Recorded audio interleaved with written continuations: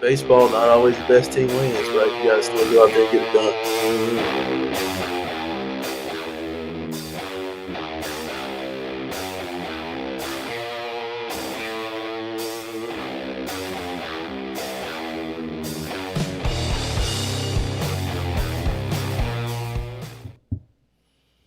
Hello, everyone. Welcome to Youth Baseball Midwest, the most comprehensive youth baseball coverage in the Midwest, and we are here in the press box. We are live, as you can tell by the pause in the action there as I started.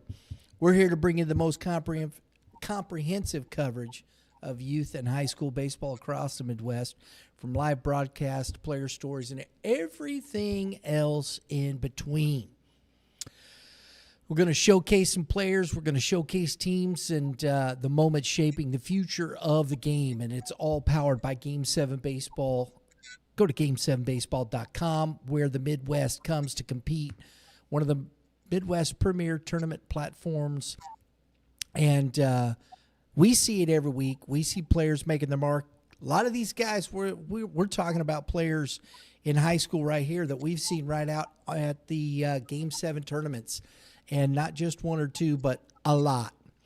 So all you folks out there thinking you got to go play those what we call the big boy stuff, sorry, don't have to. All you got to do is go play baseball somewhere. Get your games in, get your work in, and guess what? If you're good enough, you'll get on the field. That's as simple as it gets. So go to game7baseball.com. This weekend, we've got our 14U Super 7 Invitational, 18 teams vying for the Super 7 Invitational Championship. We're going to be at Warrenton all weekend. We've got some cool stuff. We're going to have a lot of fun out there this weekend, and looking forward to meeting some players and seeing kids that are going to be heading into high school. We appreciate Dinger Bats for sponsoring our Tournament Outstanding Player Award and our Player of the Game Award. We appreciate it greatly. We're going to have a lot of fun this weekend. Got some great stuff for our Saturday at the park with interviews. Come by the tent. We're going to be doing some giveaways. We got some Dinger Bats to give away. We got some raffles. We got baseball cards. We're going to be interviewing kids. We're going to be talking to kids. We're going to find out where you're going to play high school baseball and chatting you up a bit. And see if you got some knowledge about high school baseball going on around here. So go check it out. We'll see you at the ballpark. On the Prime Sports Call link, joining me right off the get here, host of Baseball 101, RBC director, and head coach at Principia High School. Man, that almost wore me out, Dave. Dave Wiggins. What's up? Man, I'm watching this crazy. I can't tell if Valley Park and Jefferson went final because it was shot delayed, and I know there's rain going on down there. It was 4-3 Jefferson in the bottom of the seventh, and Valley Park had the bases loaded with 2 outs, and Luke Geary was at the plate. Jefferson won. That's what it showed here. They did win it. 4-3. But it didn't show that Geary got out. It just showed foul, and right? That's what I'm talking about. Because I know what you're looking at. So that's what I'm saying. To me, it's a little bit mysterious still yet there, Dave. It makes you wonder if one of those guys got picked off or something happened where Luke did not get to swing the bat, which that could be. Moly, that would be. And maybe they didn't put the play in and finish the game. I don't know. Yeah, maybe they're like, oh well, season's over, we're upset, so we're not going to finish the game changer. And it could have been raining. True. I'm trying to find these dudes. I had Jefferson on here. So that's what I saw. It was 4-3. I don't know, man. I don't know. So we're gonna keep looking at some stuff here and see what's going on. But Hey, look, let's do this real quick. We got some tickets punched already here in Scott City, 4-2 over Kelly. Duchenne, folks, this was crazy. Duchenne and Macon was 0-0 in the top of the seventh. Macon was a home team. They had a runner at first. Andrews was at first. Greasy, Nicodime, and Forrest out. Greasy hits one to left field. It was a two-base error, and the run scored, and that was the winning run of the ball game. They won 1-0 over Macon. Duchenne moving on. Oh, That's nuts. is that crazy or what? Wow. And hey, how about the 2025 state champs? Fatima Comets getting off to a rocky start. Man, they are playing the baseball right. The Clee Thermos pitched to Dandy again, 2-1 over the team we had number one in the state in Class 3, and that was Centralia. Took them down 2-1. How about that? Wow. There's some really well-pitched baseball games here that we're seeing, right? We always say it, like, even if it's a small school, everybody's got a number one. Right. And when you have these sectional games where guys are on full rest from districts, you're getting 1 versus 1, which sometimes in the smaller schools, that's significantly better than 2, right? Sometimes it's not, but 1v1, doesn't matter if it's class 1, 2, 3, like it's good arms. It is. And Clee Thermos, we saw Blake Clee Thermos against Moberly, and he was really good. That kid can pitch. And Fatima moving on, man, against Duchenne. Woohoo! 2025 state champs, Duchenne Class 3 state champs in 24 in the quarters. Got to love that matchup right there. Play a very good Duchenne team. That's going to be tough. Oh, man, that's going to be fun. Licking is okay, I got it. Jefferson R7 rallies with 4 2-out runs in the 7th to stun Valley Park 4-3. Right. So they did win. We don't know what happened to Geary, but they did win. Yeah, I saw that finish. I watched the end of that when they scored the 4 in the top. I was telling, because Drew went to Jefferson over there, and we were watching it closely. I was like, oh man, they just dropped 4 in the top of the 7th. But wow. that was just weird how that ended. That's all. I agree. So it made me a little suspect. Licking is up 1-0 over Forsyth. You got man, I lost all of my stuff. I'm very disappointed. Sometimes, man, I just don't know what happens. And I'm not going to use the name of the product because we don't get paid to, for one. So I'm not going to do it. Simple as that. But it's nice when it works, and all of that sort of jazz. So, what are you going to do? Fair Grove. I don't know what's happening with Fair Grove and Lamar. Blair Oaks, I think they went ahead and have they got the win yet? See, I lost it too. I don't know where it disappeared to. I know they were up. Blair Oaks was up.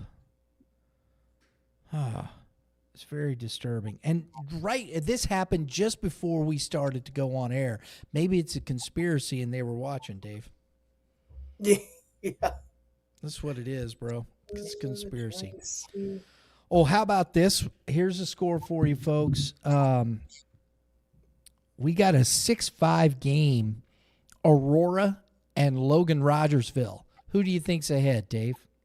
I'm going to say Aurora, just to be contrarian. Then you would be correct. Oh, wow. It is the top of the 7th inning. Aurora's up 6-5. They have a runner on first with 1 out. Ooh, boy, that would be a stunner. I'm not going to say anything because Logan Rogersville was down in the game right before this in the district championship. Come back and won that one. So that's got a long way to go, in my opinion. So Blair Oaks was up over Holden. I think they won that one. I think it was 4-1 last I saw. Blair Oaks over Holden. Carrollton is up 9-5 over Mid Buchanan. That's up in District 15 and 16, and that's in the bottom of the 6th. Mid Buchanan is up. That's 2 outs with a runner at second. And so that's what we got going on there. Class 4 has been fun to watch again today. Having a lot of Westminster punching their ticket. Beat Potosi.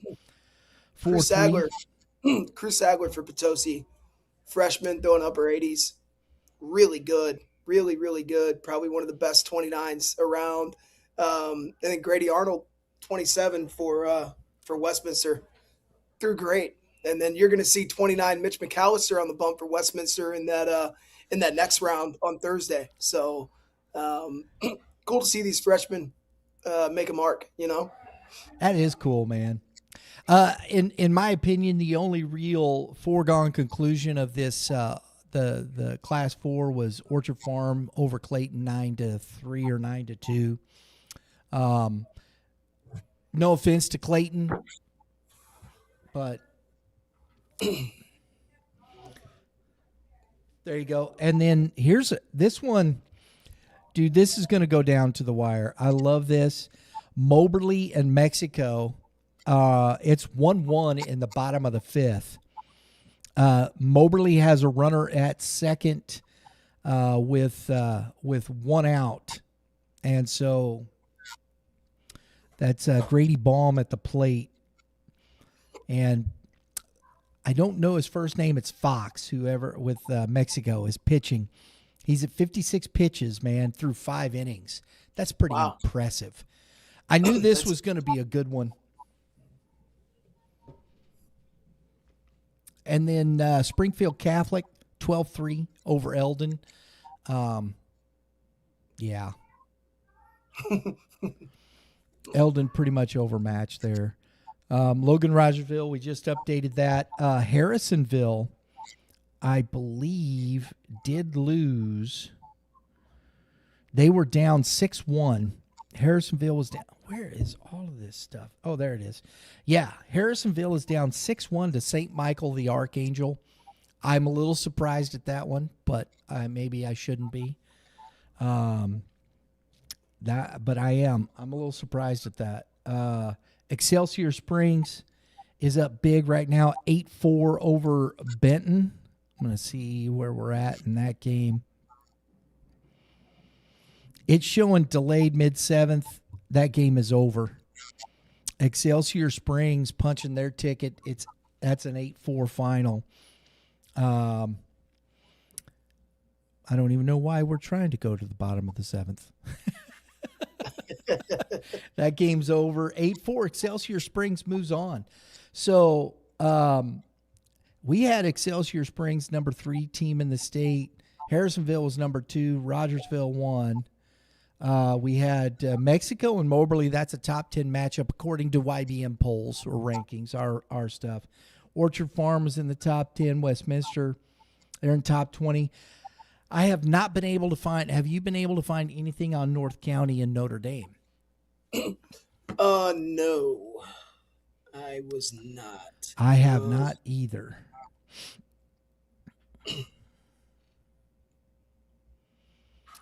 Let's see here. Dude, let's see. Dun, dun, dun. Found them. Did you find it? Maybe it's not being played. It says 4-6, but I see nothing. That maybe weather became a factor. Yeah, I don't know. Notre Dame Bulldogs. Let's check theirs. Markham. They play tomorrow at 1 p.m. They moved it. Just moved it for the probably weather. So Markham, the winning pitcher for Excelsior Springs, 6 2/3, 9 hits, 4 runs, only 1 earned. 2 walks and 4 Ks, beating Benton. And Woodward, the starting pitcher for Benton, went 4. He gave up 4 hits, 5 runs, 4 earned, 6 walks. That was his undoing right there. You can tell. Yep. Those free bases, they'll get you. Man, that's tough. So we'll keep you up to date. We wanted to open up with Class 3 and 4. That's what's going on. Class 1 and 2 already finished for Cooter, and North Shelby will be facing off, and this is Class 1. And then you got Atlanta, who's only got 3 losses. That's a team up in north central Missouri, taking on St. Elizabeth. And if anybody's going to bet against Eli Kemna and St. Elizabeth, don't do it. I'm just saying, man. I'm not. Norwood versus Dadeville in the bottom half. Northland Christian getting their shot here. They couldn't get past Faith Christian Academy last few years. They're here. They got Rockport. Rockport's a really solid team. They only got, I think, 3 losses on the season. So the final 8 is set there. And the reason I'm not talking more about these teams, folks, is I don't know that much about them. There you go. We'll maybe get, we got Coach Scott McGee, Coach Josenberger coming on to join us here real soon, and we'll get maybe some of their takes on some of those teams around their areas.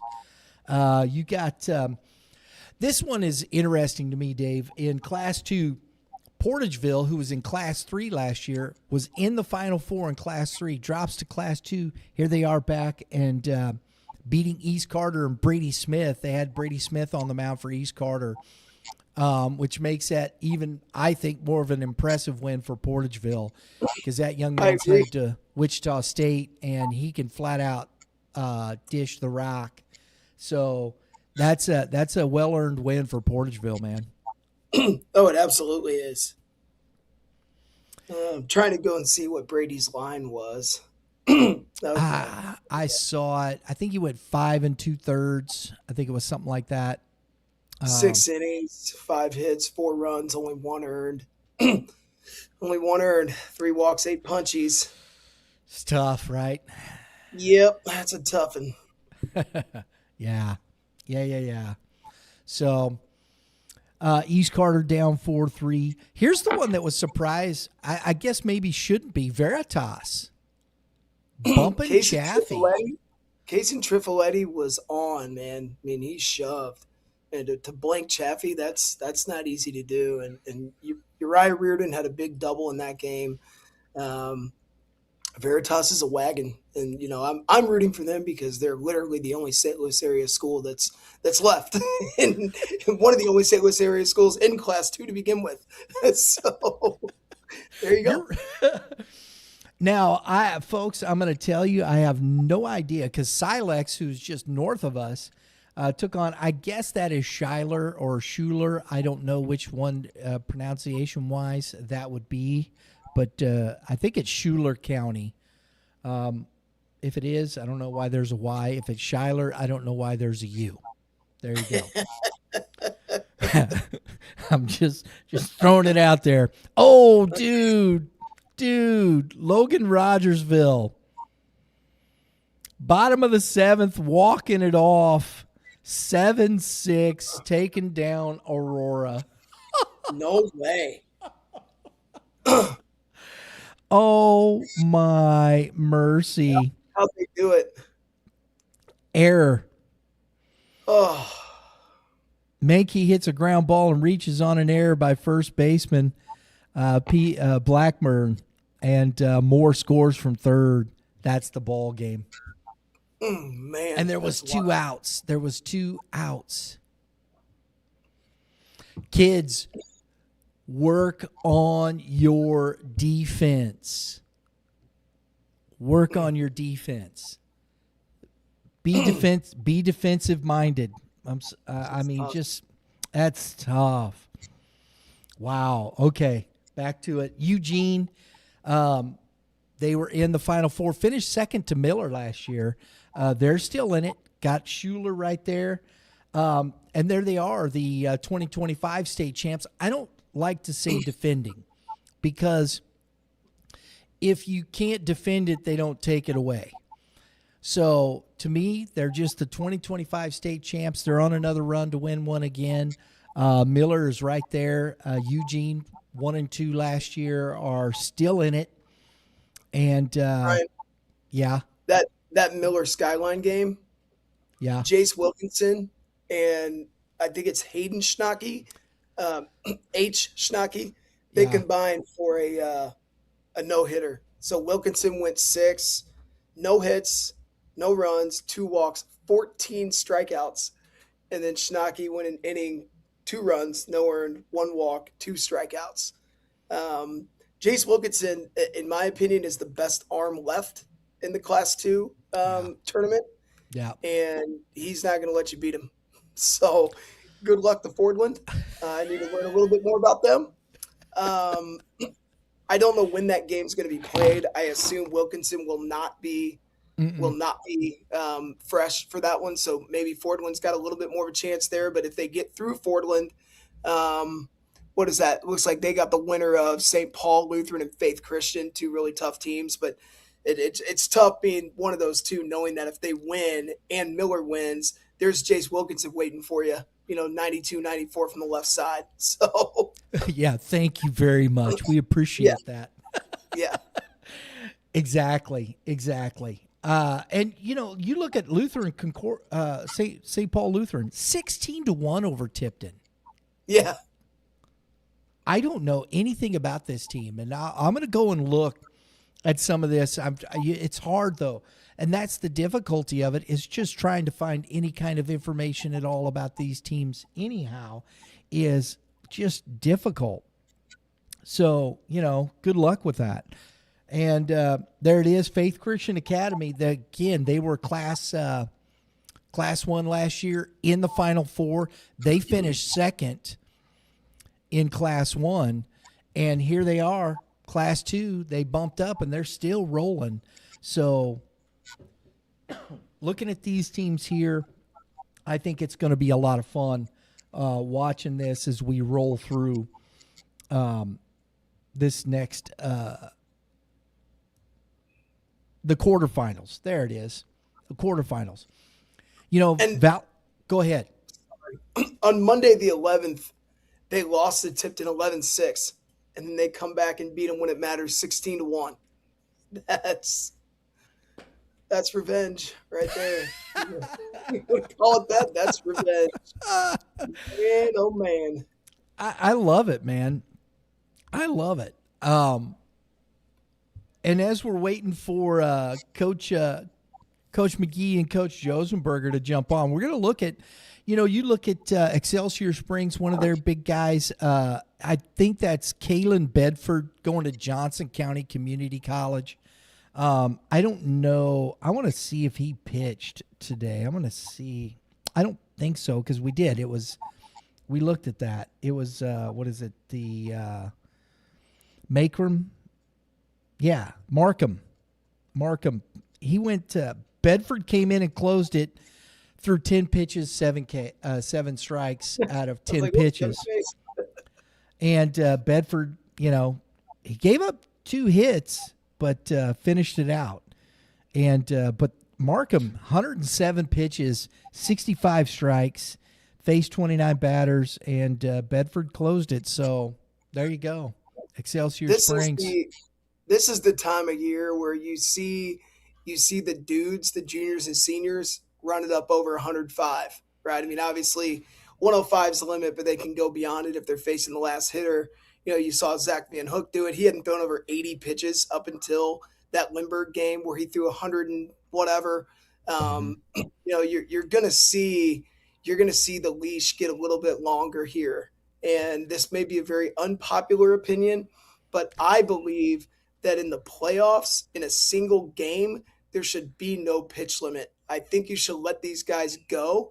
Obviously, they need their rest in between, but I just think it would be fun, especially for freshmen, sophomores. Like if you're a Crew Sadler, you get 10 fewer pitches than a junior or senior, right? And I just I mean, obviously, the what was it? Matt Tracy threw 137 or something for CBC against Webster in 2007 before pitch counts were a thing. But it's just, it's fun, like watching college regionals, watching college playoffs, watching, these guys who their careers are over essentially after college, throwing 4 days in a row, throwing 200 something pitches. That's different, right? These kids are high schoolers. They need to be managed. They have futures ahead of them, but at the same time, in a 1 day, what's 107 to 120, in my opinion. And that may be unpopular, but that's just kind of how I feel.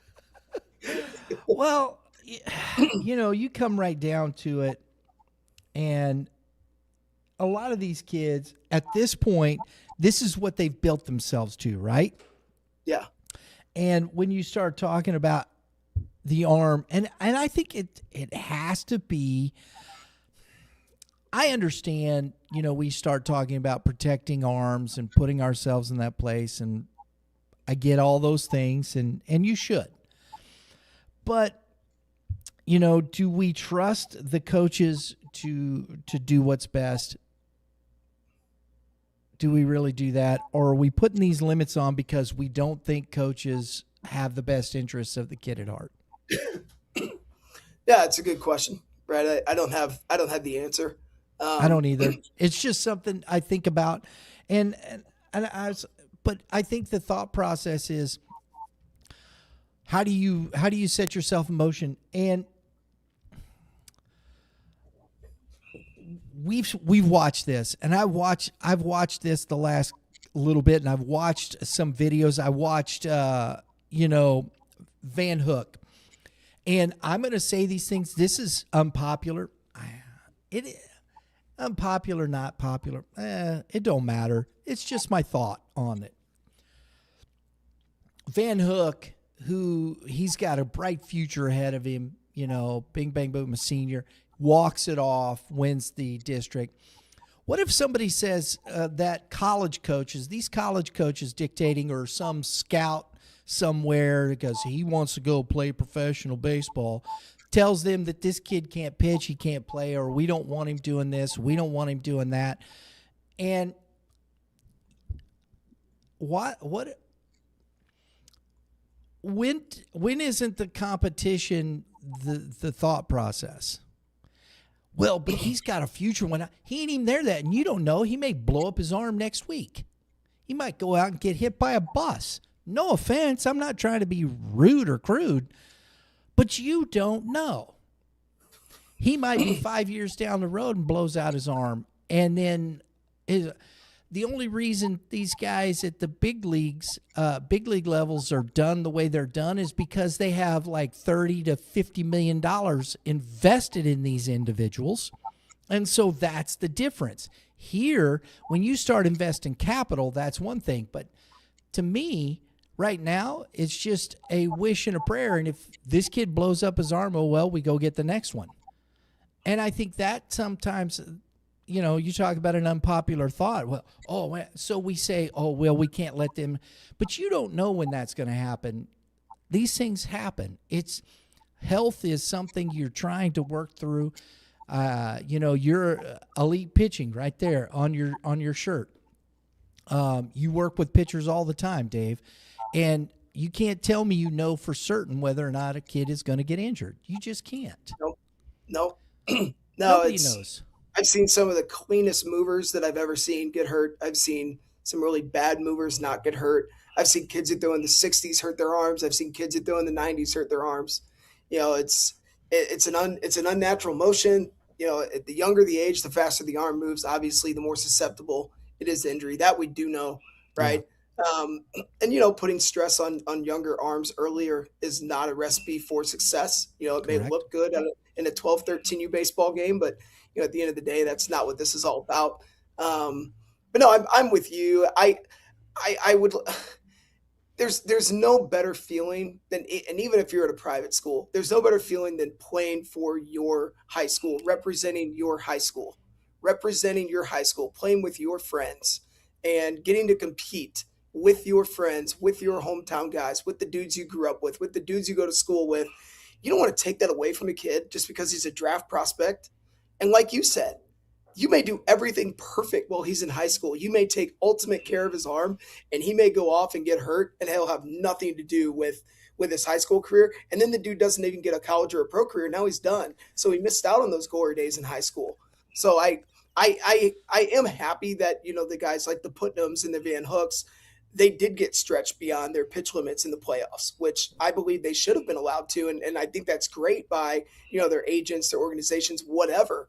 The last thing I want as a high school coach is have an elite arm and be told by some pitching trainer at a facility, hey, pitcher X can only throw this many pitches for you. It's like, well, I'm pretty sure I'm the coach, man. Pretty sure, and I'm not an idiot, right? I have his best interest at heart too. But don't come to me with a piece of paper saying, my best pitcher can throw 40 pitches in March. Like, it's not your decision. Right. Really, it isn't, right? It's the kid and the parent's decision, sure. But, that's a conversation I think the high school coach needs to have with the kid and the parent, and the club coach or the pitching guru, whoever, needs to stay the heck out of it. And that's just how I feel. And, people are going to hate that. I don't care.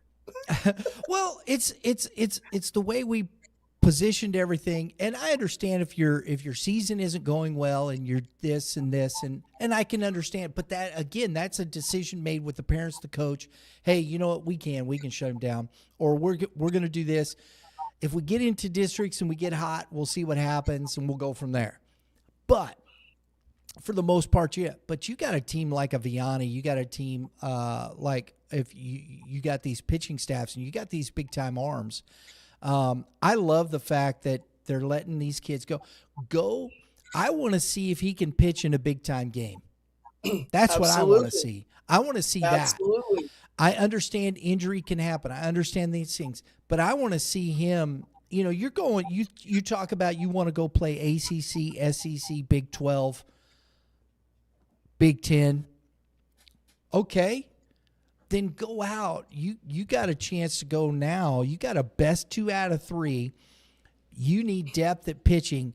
I want to see if these guys that are going to big time can go out and pitch big time innings.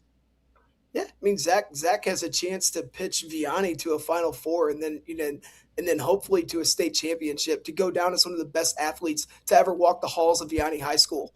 That means way more to a family and to a kid than playing Division I baseball, right? It's cool to play Division I baseball. It's a dream, but you're in the record books at one of the best known baseball programs in St. Louis. Like, that's a big deal. And if you don't get that opportunity because you're on a pitch limit, or, we're taking care of his arm, I just don't like it. I don't like it. And I'm glad that I watched that game. He and Jones were both brilliant on the mound. They were both brilliant. It was an amazing game. Both pitched their hearts out. They put everything they had on the line for their team. And you don't get a chance to do that if they're cutting your innings or if they're babying you. You just don't. And at the end of the day, what does a college coach say wants more than anything, Brian? He wants a competitor. He wants someone who wants the baseball. He wants a compete guy. You can't say you want a compete guy and then say, well, he throws 95, so he can only throw 60 pitches for his high school. No. Give me the guy that wants the doggone baseball, who wants to go out and beat you. And that's Zach, that's AJ. And watching that game, that's one of the best high school baseball games I've ever seen. Oh, wow. It truly is. It truly is one of the best I've ever seen. Man. And that's the thing, I've seen guys in these state championships and the Final Fours going out, a Tate McGuire. You go back to Carson Milbrandt, who come in and just shut the door on Zumwalt West in 21. It was unbelievable because West was making a run. It was and coach goes,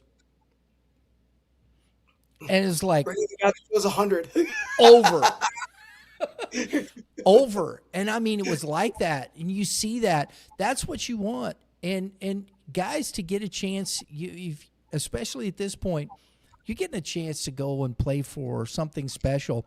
Very few people ever get an opportunity to play for a championship. Very few people ever win a ring. That's what this is about. You're competing. Unless they play tournament baseball in St. Louis. He said that out loud. I want to welcome in a gentleman who actually needs no introduction, but we're going to give him one anyway. But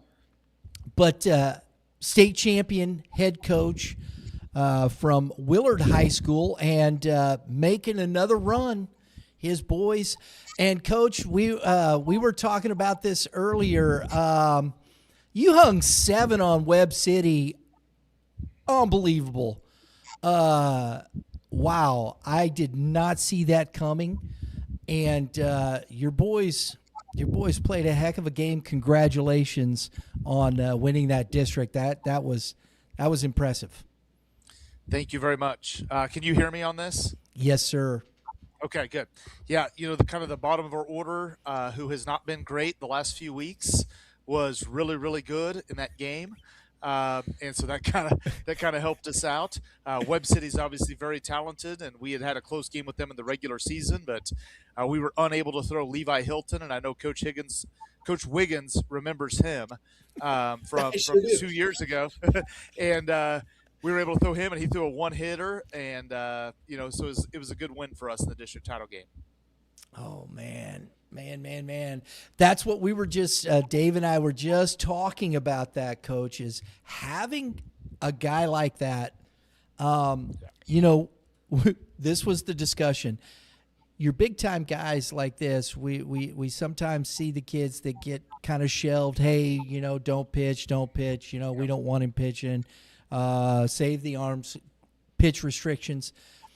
But heck, man, I love the fact that these kids get to go out and compete, and nobody's saying, hey, no.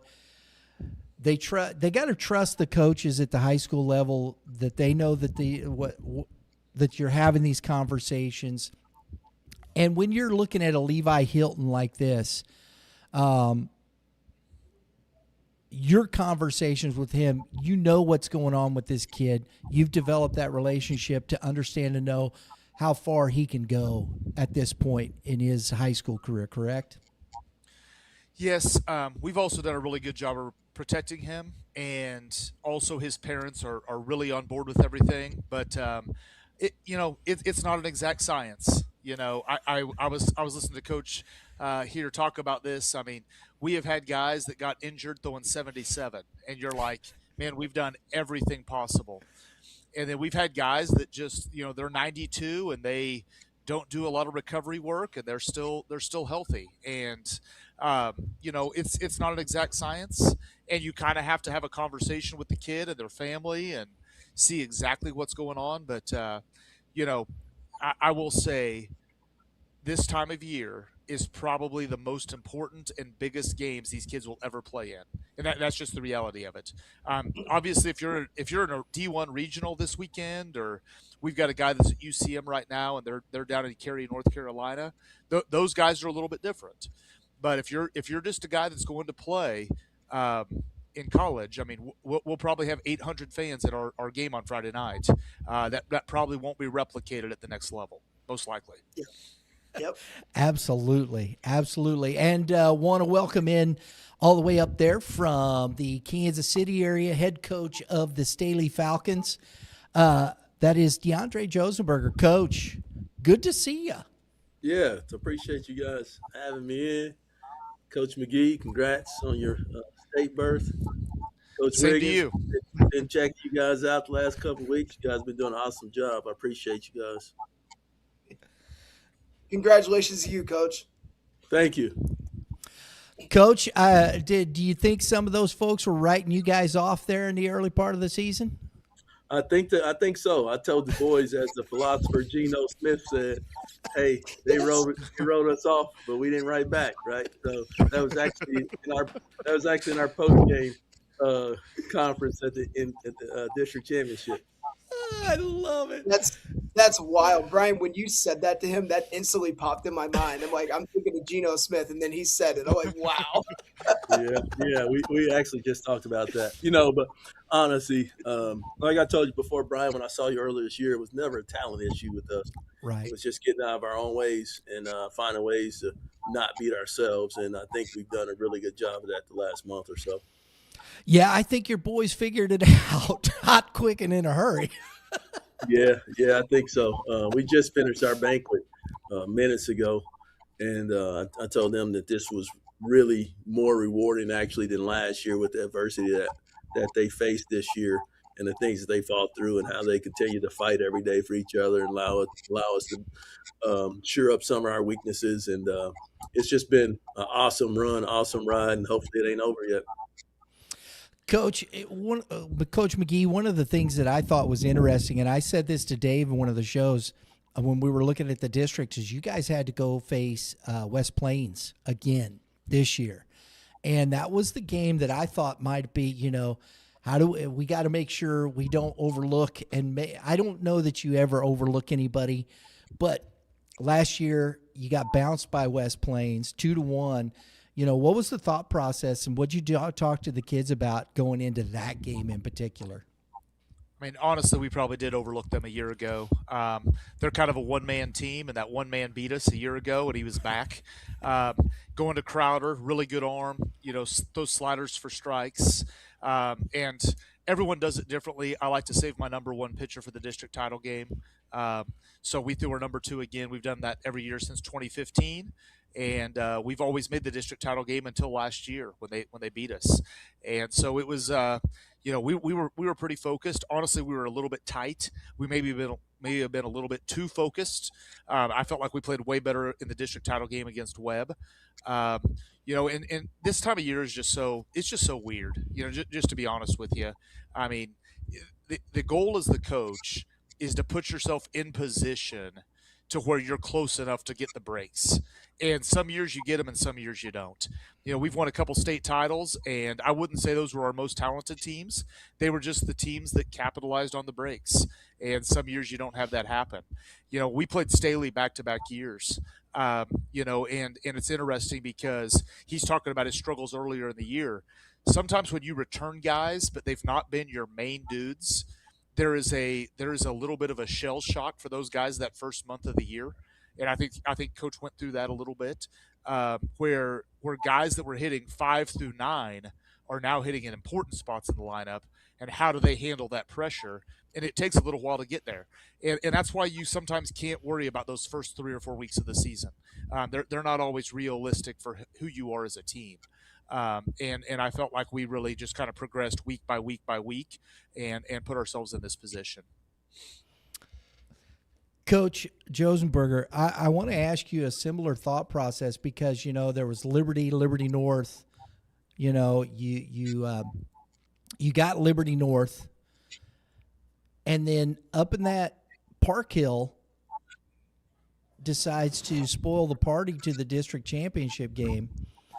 Did you fellas think? Did you maybe think that maybe they're going to overlook Park Hill? Hey, we got it now. Boom, boom, boom. Heading into that championship game.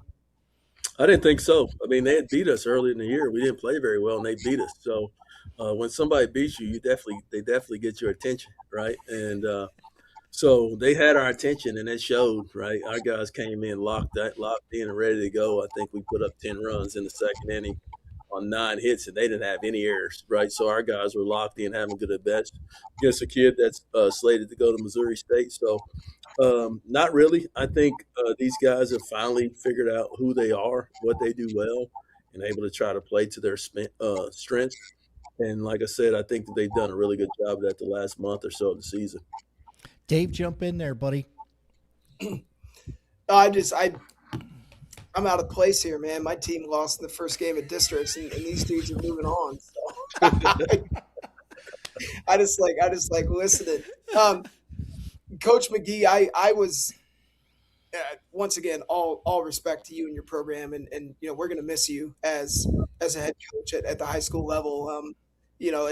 It was an honor getting to go head to head with you when we did in that state final game, and just a class program all around.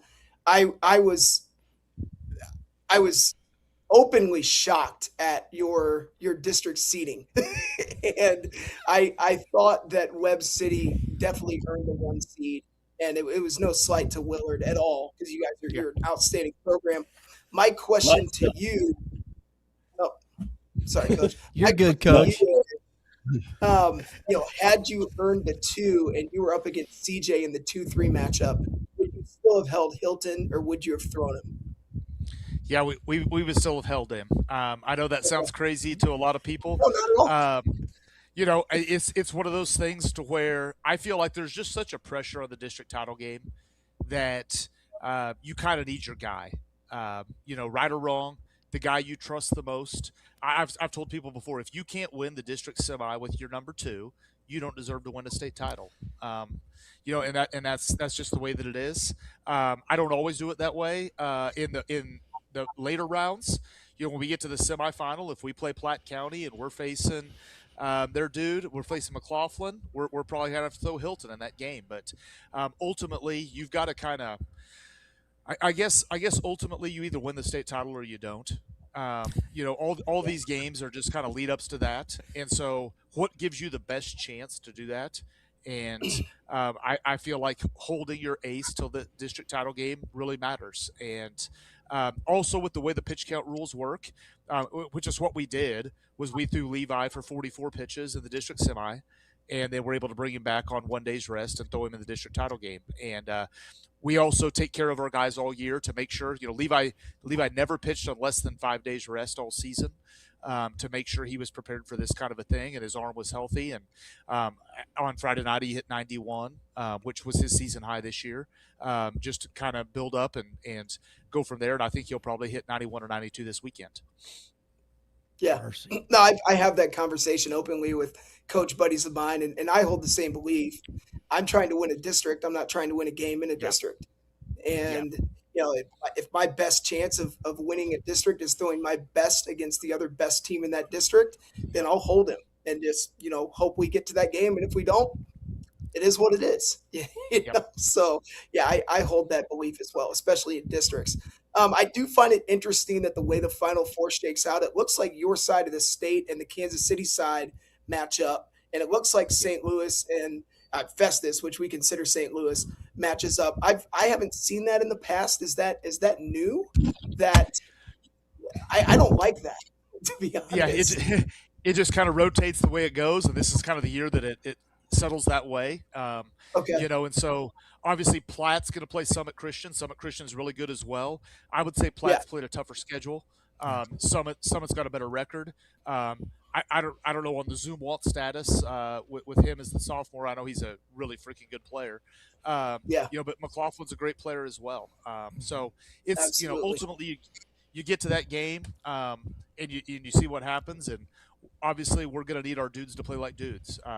We have 4 great players, and we need those 4 great players to play great the next 2 weeks. And I think Coach would agree with me from his team last year. He had some great players with Evan Abbott and those guys. Like, your great players have to play great when it matters, or ultimately none of this matters. Yeah. Coach, Josenberger, I love what was talked about there, because ultimately in the end, we talk about this in 5 and 6, class 5 and 6. You need it across the board. You can still 1 through 4. You can still take that one dude. You may have the second guy. But in class 5 and 6, you have to trust. You got to have 2 and 3 and even 4, as Coach was alluding to get to that opportunity. Because if you can't trust that guy to go out and spin it and win the game, it doesn't matter, because either if you use your 2 in the district championship, you still got to trust him to go out and perform at that level. Yeah, 100%. We did a little bit differently this year than we did last year. We actually threw our guy in the semifinal against Liberty North. So honestly, I felt like that was the toughest matchup for us at the time, regardless. So we threw our guy, and it worked out well. And then we came back with another guy. And I've kind of come up with the philosophy of Coach Van Horn in Arkansas, and he's like, you know what? Wins are hard to come by. So I'm going to take the win in front of me as best I can, and I'll figure it out from there. And so that's kind of philosophy that I've adapted a little bit. Is I'm going to try to give our best chance to get to this game, and then we'll figure it out from there. And we had plenty of arms that we could have come back and used in a district championship if we needed to, that we would have been comfortable with. But, it just kind of depends on the makeup of your team. last year we had 3D1 guys so we could throw any one of them at any time and be okay, right? And so we were able to save Brody last year for the district championship. But wins, especially in our conference in our area, are hard to come by, man. So you just got to try to take them when you can get them. For sure. I don't disagree with that thought process because I'll tell you what, Liberty North, as far as up and down lineup wise, is probably one of the toughest grinds for a pitcher 1 through 9 that I saw all year. And that's honestly, I'm with Coach. I mean, I think we can all agree that if we had to play Liberty North in the semifinal, we would probably all throw our ones. So, Yeah.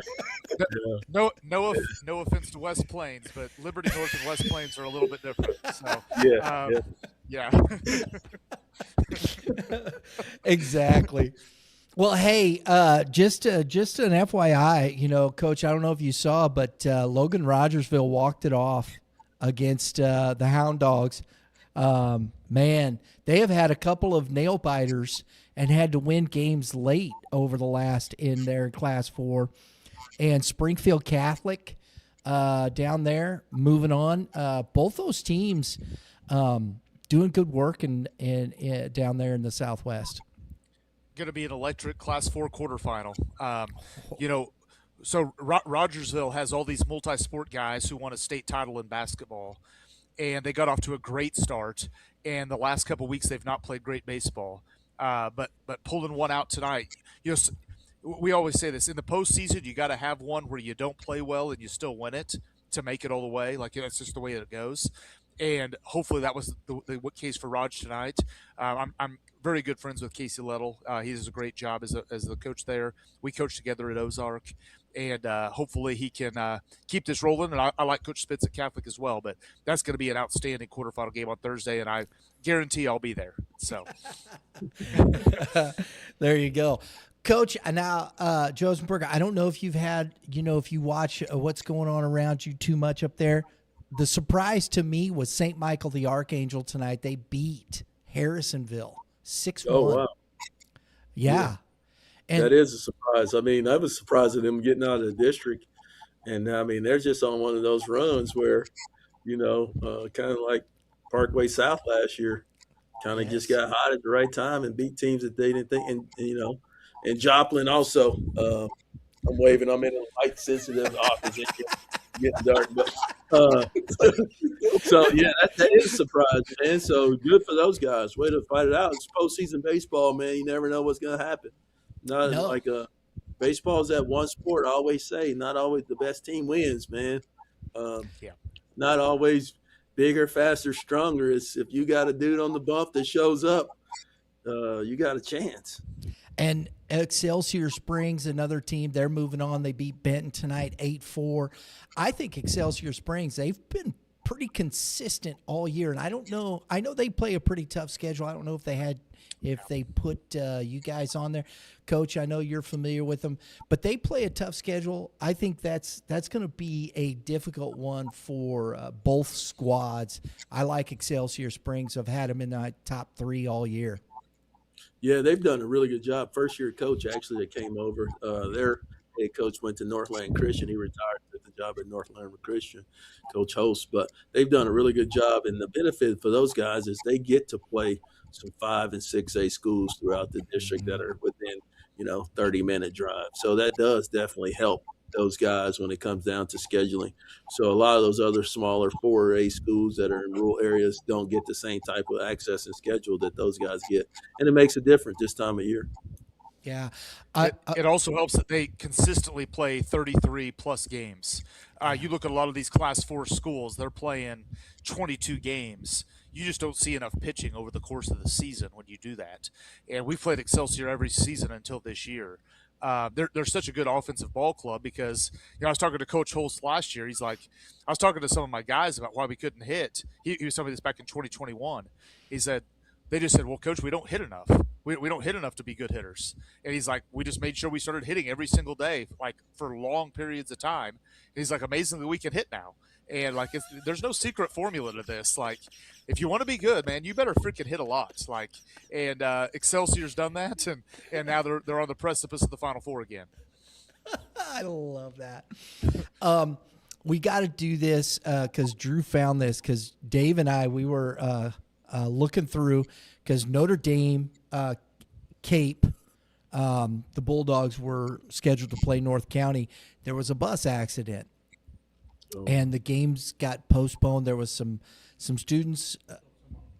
Game tomorrow, and there was some students injured. So Lord, we're praying. Didn't seem anything. So, but we're praying for those kids, and hope nobody was seriously hurt in that situation. So, our thoughts with those kids in that school. That was, I think it was the Notre Dame bus, wasn't it? I think so. Yeah, because they were traveling to North County for that ball game. So, everybody good there. So, looks like the game will be tomorrow. No worries that way. So, tell you, man. Those are scary things when you got a busload of kids on and taking them somewhere, Coach Wiggins, and all of a sudden it's like, that's hard to look at families and stuff, because you feel responsible for the kids, right? Yeah, that's terrifying. That you'd never want to hear that, And that, what was that? There was a JUCO program this spring that I think it had a horrible bus accident and lost some players, and yeah, absolutely. Prayers to the Cape Notre Dame faithful and community, and hopefully everyone's safe, healthy, and they can go out and give North County the best game they can give them tomorrow. That's tough. Absolutely. So, just some more updates, guys. Coaches, Scott City. I'll tell you what, there's another Class 3 school that plays 30-plus games every year, and they just roll. They had one loss on the season, and they're into the quarters. Jefferson, R7, shout out to Drew over here, our crack engineer. He was a Jefferson R7 guy over there. So they're in the quarters. They get to play Scott City for their trouble. I'll tell you what, this one is the one I'm excited about. I'd like to be at this game. Duchesne against the 2025 state champs, Fatima. Fatima took down Centralia. Duchesne scored an unearned run off an error in the top of the 7th and won the game 1-0 against Macon.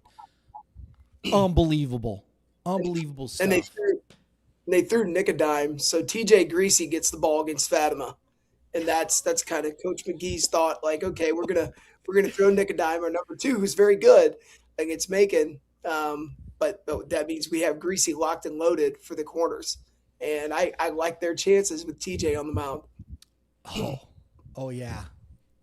And he was their big-time arm when they won the state championship in 24?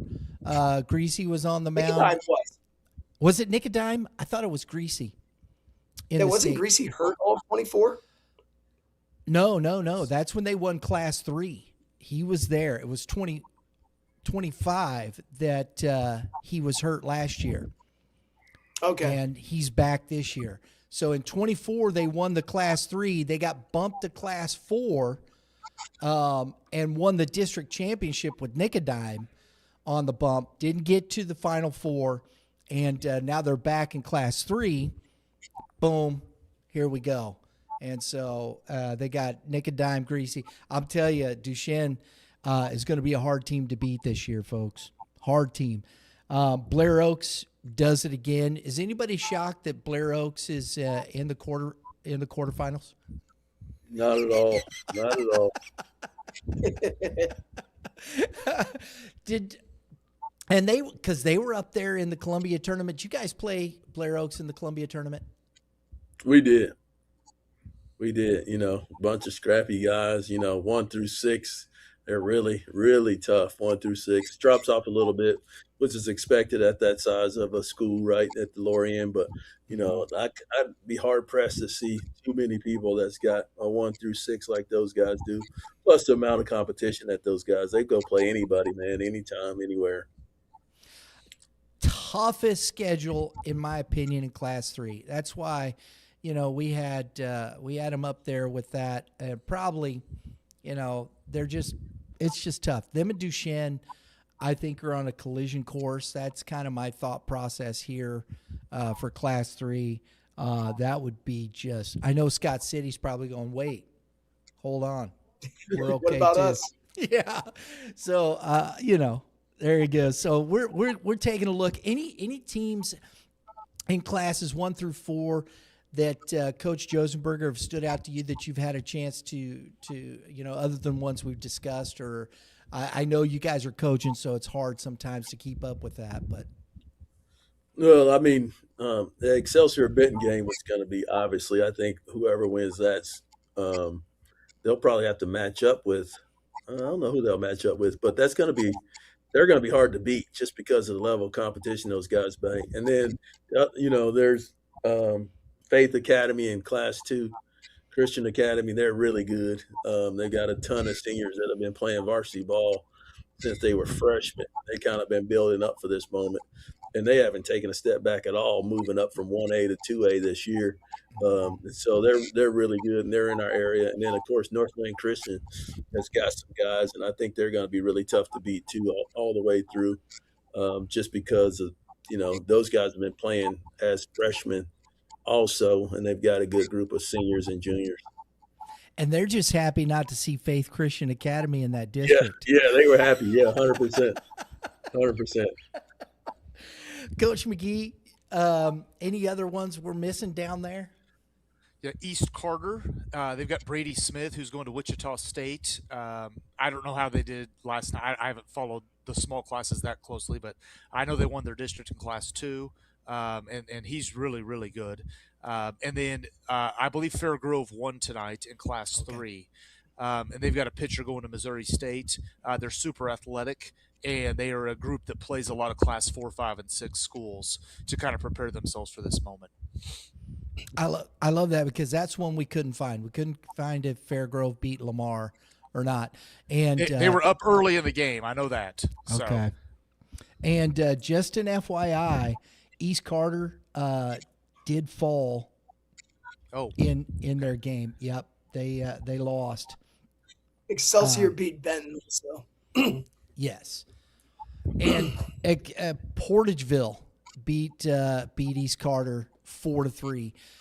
But Portageville, man, Portageville was in the Final Four last year in Class 3. They came down this year, evidently due to population or enrollment, and here they are. Portageville, they're kind of one of those perennial teams. They win a lot. They just play good baseball. It's a good quality program. They got guys, and here they are again. They're taking on Dave's favorite here, Veritas Christian, who beat Chaffee 4-0 tonight. So there you go. So we're going to take a look here. We've done all that. We've got these guys here. We're going to take a look at our the big time stuff. We're going to start in Class 5. Dave and I and Kevin Mulder are going to be breaking all these down. We're going to bring our picks to there, so we're not going to make any picks, but we want to get your guys' viewpoint looking at the Class 5. And we're going to be doing some deep dives with Mr. Mulder and see who he likes and who I like and who we're picking. So you guys are going to have to check that out later this week. We'll put those up. Those are going to come out on Thursday, right before the games start on Friday. I love this best of 3. I think it's fantastic for the state of Missouri. I love it. I love it. I love it. Let's get the state championship into a College World Series format, and I'll be as happy as a pig in slop. There we go. That's what I'm talking about right there. So, Coach McGee, Coach Josenberger, I know you guys have seen some of these teams. Festus just keeps reloading, coming back. Chaminade taking on. I don't know if you've seen much of Chaminade, Coach, but I know you've seen Festus in the past, and it's a lot of the usual suspects. Yeah, Festus is a really good offensive ball club. They always are. And they're. I will say they don't venture outside of their area enough to where we get a chance to see them until they get to the Final Four. But every year that they get there, I'm just impressed with how good they are on offense. And so we've played Chaminade in the past as well. They're typically not as deep as a team like Festus is. So I don't know enough about the personnel this year specifically, but just off the cuff, I would put Festus as a slight favorite in that, just due to program history more than anything. Yeah, absolutely. Rockwood Summit, St. Dominic. Coach Josenberger, have you seen either one of these teams in the past? Have you had a chance to play either one of these squads? We haven't crossed paths with either one of those squads, so I don't really know much about them, to be honest. Well, I'll tell you what, Rockwood Summit just, again, Festus Summit, I think Dominic's going to have a hard time beating these guys. Coach, you've seen them in Final Fours. Coach Schneider does a great job with this program. They got guys up and down. They just keep running it back. Yeah, and I believe Schneider's son is coming to Missouri Southern with my son, so I've kind of followed him through that. And just a mid-80 strike thrower that does a really good job. And so, I will say here's the hard part about the best of three, which is freaking awesome. I agree with you. I love it. You got to have 4 or 5 arms if you're really going to win it. Unless you have just 2 dominant guys, one dominant guy doesn't do it for you anymore. You've got to have 4 or 5 guys that can piece together some games over the weekend, which is just really a really cool atmosphere. This weekend, you have the D2 National Tournament out in Cary, North Carolina. You have college baseball regionals at the Division I level, and you have Class 5 and 6 quarterfinals. I don't know that there's a better weekend for amateur baseball than this weekend. So it's a pretty cool time. Don't forget the JUCO World Series, man. JUCO World Series, that's right. Yeah, Johnson County. Yeah, that's right. Yeah. Yep. Yep. Oh, man. That's a lot of baseball going on, folks. And not to mention, I don't know if anybody's watched, but I've had a fantastic time watching the women's super regionals, the softball. Mm-hmm. The gal, Katie Stewart. Has anybody watched Katie Stewart from Texas? Yeah. Yeah. The girl is unbelievable. You know that building that's back there on the other side of Texas Stadium? She's put a couple of dents in that building over there, hitting bombs. She's got 27 home runs. My goodness, that girl can swing it. Oh, man. And the Sun Devils lost, which was a bummer, but man, that girl was fun to watch hit the softball. There you go. So anyway, I had to throw that in there. Guys, Coach Wiggins, Summit and Dominic, you've seen them both. I just, your thoughts on both these teams. They're 2 complete teams. Like, they can swing it. They can play defense. They've got senior leadership. Both teams are kind of fueled by a good senior class. There's an embarrassment of arms there on both sides. St. Dom's got more arms than I can name. Rockwood Summit. Like, I was asking Jason Shorb today. Jason graduated from Summit in 2023, and I was like, what is it about this Summit team that, like, they're in it again? Like, what's going on? He's like, it's a group of kids who played baseball together for a really long time. They're seniors now. And they're just playing great baseball. And I mean, Wyatt Schneider, is one of the best high school hitters in our area. Like, he's an absolute stud, and he's also very good on the mound. Like Coach said, mid-80s, throws a lot of strikes, throws a high spin fastball up in the strike zone. Carter Nagel is a great left-handed pitcher going to Moberly area. Evan Wade is a hard-throwing righty that they use out of the pen. Liam Matthews is, I believe, only a sophomore that they're using. Grant Dingus, Caden's younger brothers, their shortstop. Caden made one of the best catches I've ever seen in center field against Washington in that district championship game. It's a really good baseball team. And Coach Schneider does a fantastic job of getting those guys ready. Find me a Class 5 team in our area that plays a better schedule than Rockwood Summit. You're not going to find one. Like, they play an outstanding schedule. Like, they play everybody. They're not concerned about the win-loss record. They're focused on winning it all. And St. Dominic, they're kind of new to the party in terms of winning districts and moving on to these games. I know they were in this series last year, and to be in this, were they in this series last year? Yeah. Or did they? Yeah, they were. Yeah. And it was Summit, wasn't it? Mm-hmm. Yeah. So it's a rematch. Yeah. But I mean, a lot of good, AJ Flam set the hits record for St. Dom. Noah Price is a great mid-80s right-handed pitcher. Coach Arell's got a lot of talent to pick from there. That's going to be a really good series. Yeah, Cooper Montgomery hit a ball off the building at St. Dom. I mean, that's going to be a really good series. And just one item of note for the Shawnee Festus series, what I have found about Festus playing the schedule they play, they don't see a lot of power arms. And when they do see a power arm, they struggle. They struggle to hit velocity. So, yes, they're a good offense. But as most teams, the St. Dom will tell you this too, velocity can be a detriment to their lineup. Shawnee doesn't have a power arm. So that's where I think Festus has the edge. Shawnee's offense, I think, might be better than Festus's, but Shawnee's got to face Jackson Smith, Cale Schaumburg, Jackson Imes. I mean, that's not fun, facing three left-handed pitchers, and they're 6'5" plus, throwing, touching 90. Shawnee doesn't have that. Shawnee's got good pitching. Shawnee's got guys that can get you out, but they don't have the firepower on the mound Festus does. That's going to be a good series, though. And kudos to those Chaminade boys. And they've been bad for quite some time, and for them to have the success they're having now, and Jackson Miller, Jonah Copley, Anthony Walshstatter, those seniors have really done a good job of leading that team the last couple of years. The top of the bracket in Class 6, Coach Josenberger, Vianney, Lafayette. I don't know if you saw either one of these. I know that you venture here and there, but I don't know if you saw either one of these teams or if you know much about these squads. Well, I've been following them. I haven't seen them personally, but of course you keep an eye out on all the possible teams that you can play in. And I think Lafayette's been kind of a surprise. They just kind of under the radar this year, man, and they just been winning and winning and winning and winning. Of course, Vianney has a rich tradition and falling short last year and then jumping up to 6A, and they kind of just carried the torch.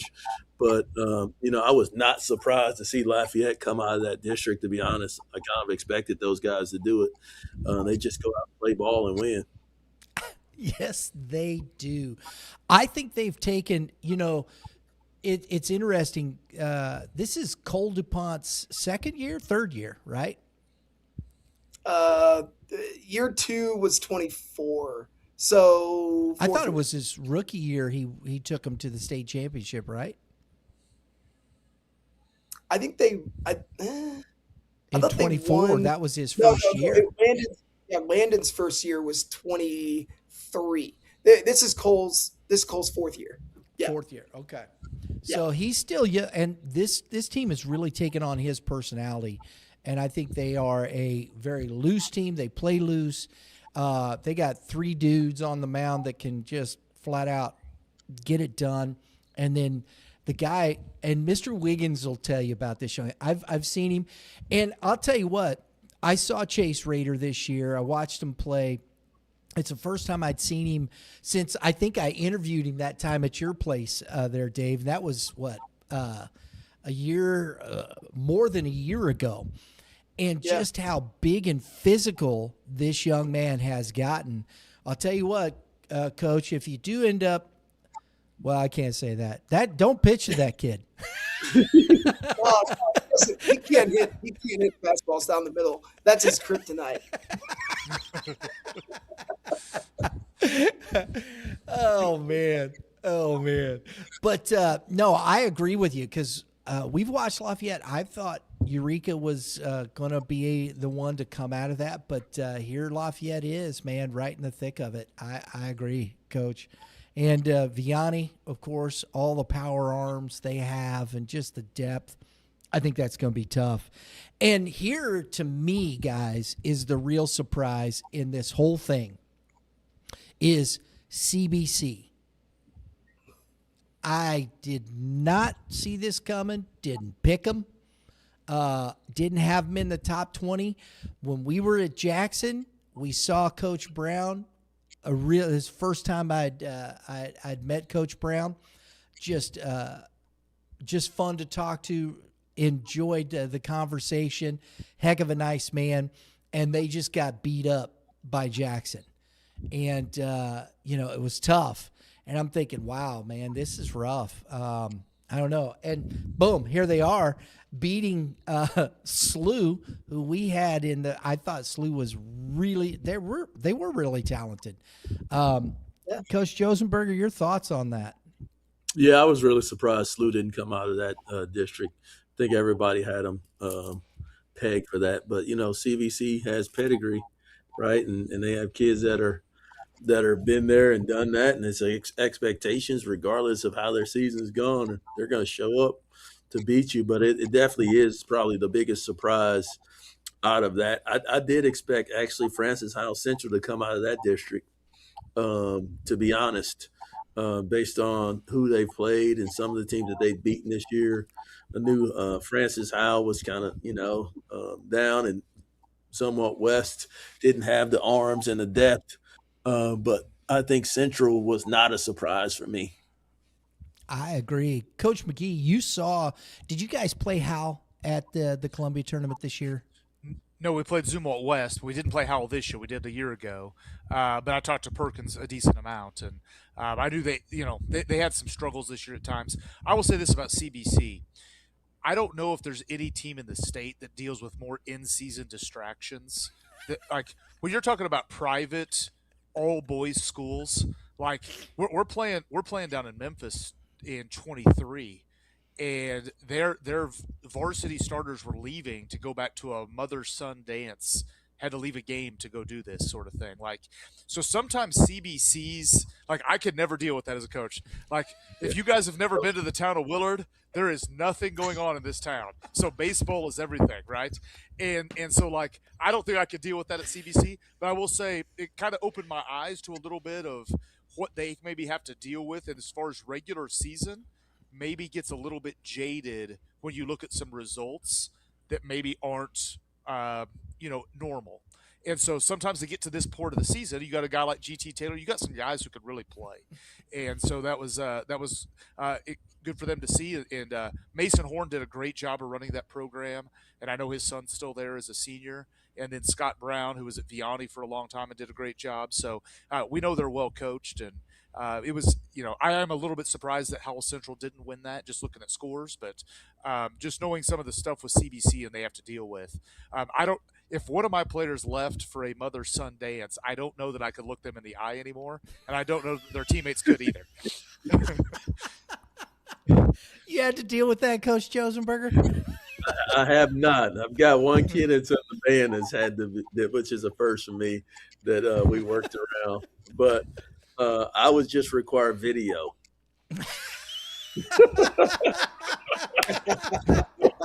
Prove it, baby. Yeah, just video. I love it.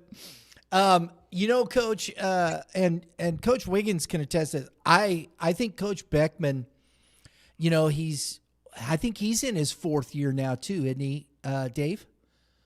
At least, maybe even 5. than that. Yeah, I think he got the job the year after I got it at Webster, something like that. Yeah. So he's close there. I'm gonna tell you something. The culture at that program is where it needs to be. I think Coach Beckman does a great job with that program and those kids. They've got talent. Don't get me wrong. It's not that they don't have guys, but he maximizes the talent level of that school. And yeah, I think we've talked about this. Coach Wiggins has talked about this. Zumwalt West down maybe a little bit this year.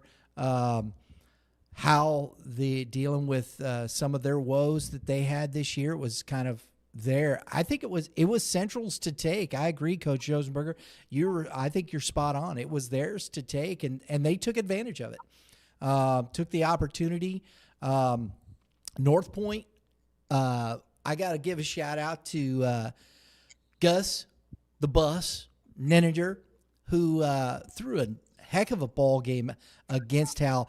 That's a name to pay attention to. I know he didn't get a lot of pub with North Point, but that kid can flat out pitch the baseball. I know Wiggins has seen him. He's extraordinary. He's good. Somebody to watch, pay attention to.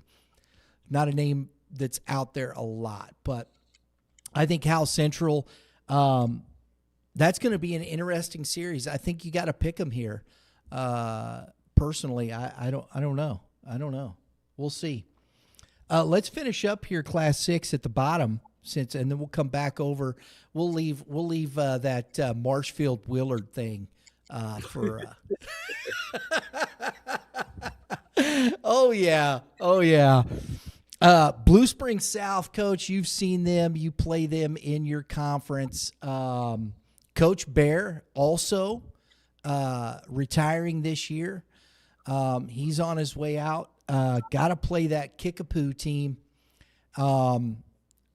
which we saw them against Nixa.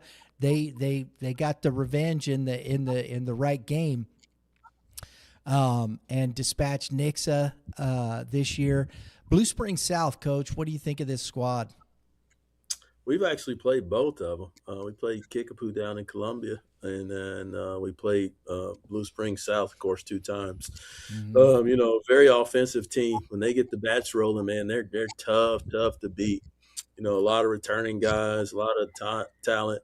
Really just comes down to is Superling really locked in on the bump, and if he is, it gives him a huge advantage with him and Wyatt Taylor at the front end, and then who they're going to go to if it has to be the third guy has kind of been, I think, their dilemma and issue this year is the third or fourth guy being consistent, but super offensive team, man. They're going to swing it. Of course, they're well coached, but Kickapoo's scrappy, man. I really like what I saw out of their team, and I heard that they've got a dude that's legit. So it'll be interesting to see what Blue Springs South does in game 1, if they go with Taylor or if they go with Superland and try to match up. Yeah, there's a decision you really, man. Those are the tough ones you've talked about, Coach McGee. And you've seen Kickapoo a lot. Your thoughts? And Brody Wilson is the real deal. Yeah, he is. He's 90 to 93. High spin fastball going to Missouri State. But the thing is, it's not just him. They've got 4 other legit arms. Kickapoo has the most pitching in Southwest Missouri by quite a bit. So, I do think if they get to a game 3, Kickapoo can win this thing. But they're going to have to pitch it a ton because offensively they're not quite as good. Nick Long, their right fielder, is a really nice offensive player, but Kickapoo is not a strong offensive ball club this year. But you've got Wilson, you've got Jamin Metter who's going to Fort Scott. You've got a couple of mid-80s righties that just spin it really well. You got Cam Lastly, who I think threw against Staley. He's probably their 4th or 5th guy, and he's a 85 to 87 with a good slider. It's a really good ball club that plays a lot of little ball. They're getting the home field advantage. So those things all matter for them. But if we get to a game 3 where Kickapoo, I think, is going to have the pitching advantage, that could be a heck of a ball game. But they need Wilson to step up and throw 5 to 7 really good innings for them in game 1 or 2. Yeah, I agree. I think that's the key there I think he needs to go 6. I think that really needs to set that tone early. When we saw him against Nixa, I think he was out in 4 2/3, or he went 5 and was done. But if that kid can go deep in that game, that's going to set and they can win that one. That's going to be tough because that will set Kickapoo up pretty well. Guys, the last one, Rockhurst. Coach, you've got to deal with a squad I know very little about. I've been talking with Mr. Mulder about this squad. He's talked pretty highly about Rockhurst. And, I thought Lee Summit was going to come out of that district, and here Rockhurst is sitting there. And that was early. I picked Rockhurst to come out of it at this point because, I mean, the other two, Ray Peck had played up and down, Lee Summit was up and down, and Rockhurst was the most consistent club out of that District 7 this year. Yeah, they're super talented, well coached. Their coach has pedigree, won a state championship over in Kansas. Has been over there. They were relatively young last year and took some lumps, but they've got some talent. They've got Owen Hughes, Kentucky commit, and they've got Warren Robertson, a Notre Dame commit, and he's a flat dude, man. He's a center fielder, physical, and he's a stud. We played them earlier this year, and they put a whooping on us pretty good. We didn't play very well, but that was the game before we went on a nice run. So kind of thank those guys for getting us right. But it's going to be a really good series. We're looking forward to the challenge, and we're a different team than we were then. So it should be exciting. Coach, give us a look at some of the keys for your guys and what you feel like is going to be keys for you to getting through this quarterfinal. Well, it just comes back down to pitching and defense for us. Right before districts, we went through our numbers. And in the wins that we had at the time, I think we had 22 wins. Our ERA was 2.14. And in our losses, our ERA was 7. So that's what it comes back down to. When we pitch it and play defense, we can beat anybody. And thankfully, this last month, we've been pitching and playing defense a lot more than we haven't. So the keys for us is just really going back and do what we do. We can play in multiple ways. Of course, we got some dudes at the top that's been carrying us all year, but we're starting to get a lot of production from the bottom of our lineup, which is really extending our lineup these last couple of weeks. So I think for us, it's really just comes down to playing our game and embracing the moment. Give me some Sleepy, Coach. Oh, Sleepy, he'll be around there. Oh, yeah. Sleepy will be there. Yeah. Oh, I love that young man. He pitched the game against Platte County, got the win, and I never remember. All I remember is Sleepy. I don't even remember the young man's name. Isn't that terrible? So you got to give it to me, Coach. Aiden Boyer. There it is. And yeah, so I come over to Coach. I said, Coach, can we talk to Mr. Boyer? And he says, Sleepy? I was like, he goes, yeah, that's what we call him. I was like, that's fantastic, man. You got a lefty with the nickname Sleepy on the bump. I love it. Putting guys to sleep. And he did. He did against Platte County. We'll give him that. So let's finish up here. Class 5 at the bottom. Coach, we'll do this. A team you're very familiar with, Marshfield. Honestly, we were there opening day. It was our opening day. We got a chance to come down. Beautiful. And always, hey, folks, I know, Coach, it's true. Beautiful park. It's a great place to go watch baseball. The fans come out. And, he's right. Willard is very small, and it is baseball, and we love going down there because of that. And so I love the hospitality, Coach. We're going to miss you, Coach. We're looking forward to getting to know Coach. It's Bowling, right? Yep, it is. Trevor Bowling will be taking over for Coach McGee as he steps aside. And so we're looking forward to getting to know him. But I just want to say, for me, Coach McGee's one of the guys that we got to know early. We'd met him down at some state championships when I was just starting all this stuff. And he was always gracious. Brian, if you need something, let me know. If you need something, let me know. And I would let him know, and he would get it done for me. He was very helpful always. And, Coach, I'm going to miss you. You got to stay around, though. You got to come back on the show and talk baseball with us, buddy. I can do that. That's fine. Very good, very good. So, but I just want to say that guys like these two gentlemen here, this is what, and the gentlemen up in all three of these guys, this is what makes high school baseball in Missouri fantastic. These men here, they're genuine. They care about the kids, and they're genuine enough to be here talking with Joe Schmo here about some baseball, and it is greatly appreciated, guys. Really, I appreciate it. So back to Marshfield, Coach. What are we seeing out of this squad this year? Hunter Fryman's going to Davidson, home of Steph Curry. That's a group of guys that has been playing baseball together. Most of these guys started as freshmen in varsity baseball, and now they're seniors. I've known them longer than that just because my son's a senior as well, so I've seen these guys growing up, and they were kind of the team when they were young. I think they have 28 wins. They're a very talented team.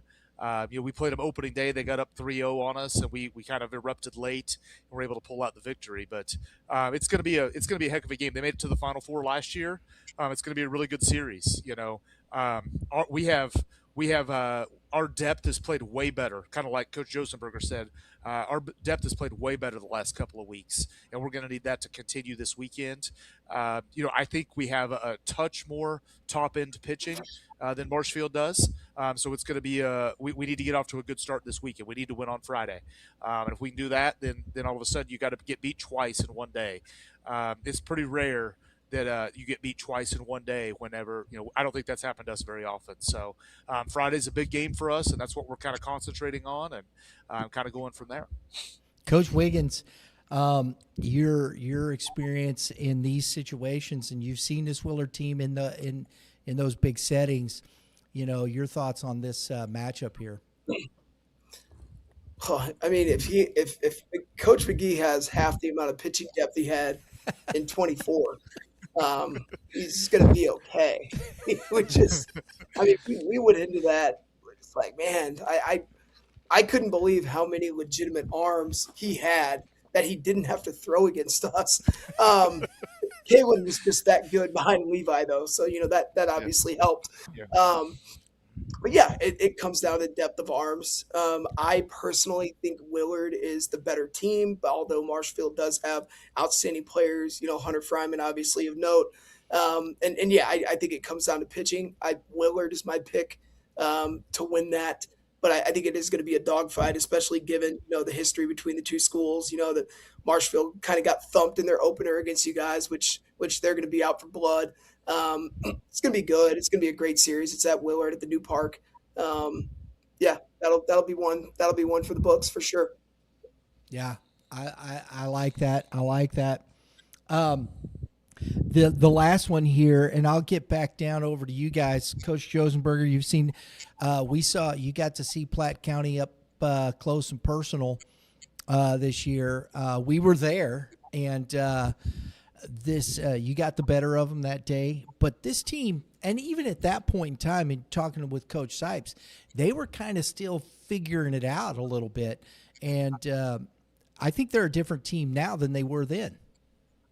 Yeah, I went up and watched the district championship against Kearney. That's a big rivalry game, and it was a battle at that time. And Platte County just kind of stayed on task. They're not overly talented, in my opinion. They play a lot of younger guys, but they just have the expectation of going out and winning. That's just their culture is what they have. Of course, Brendan McLaughlin, they handle him a lot differently than they do the other pitching staff. He goes, right. They don't do that 3-pitcher rotation thing with him.